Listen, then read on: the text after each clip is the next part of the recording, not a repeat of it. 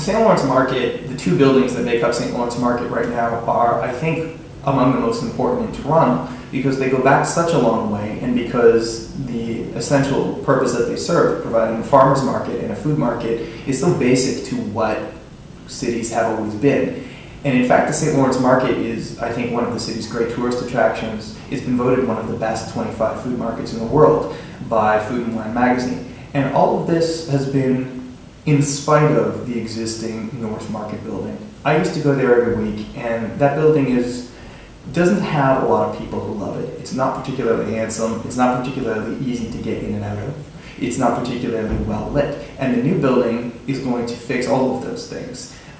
Functionally, it's going to be open to the outdoors so that the crowds can just spill in from outside and across Front Street from the other market building.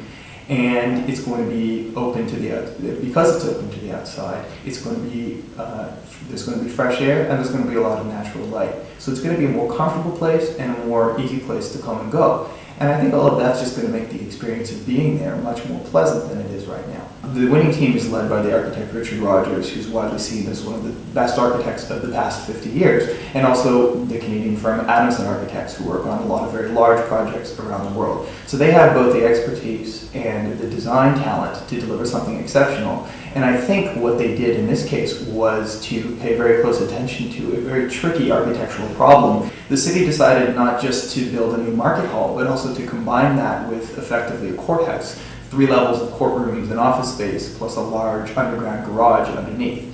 Now, I don't think that was necessarily the wisest decision because it puts a lot of architectural volume and a lot of traffic onto a very tight and very important site in the middle of downtown.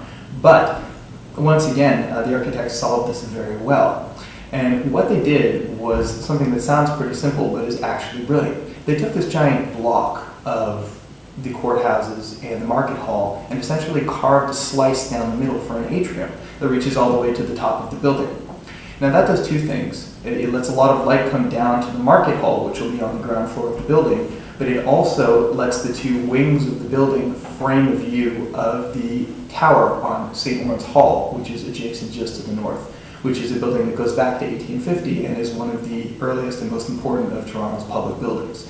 I was hoping that when I called the winner that I call it correctly, because out of the 5 designs that made the shortlist, there was really one that to me stood out, and that was this one. It took a different approach than all of the others, and that's pretty rare to see a bunch of talented designers all apply themselves to the same problem, and for one group only to come up with something totally unique and something that's head and shoulders better than everything else. That's why you have architectural competitions, so that different teams of people can apply their creativity to a problem. But it's very rare, I think, to see one that stands out so greatly above the others. And that's what happened in this case. The one I picked was the winner, and it deserved to be. And I'm really happy about that.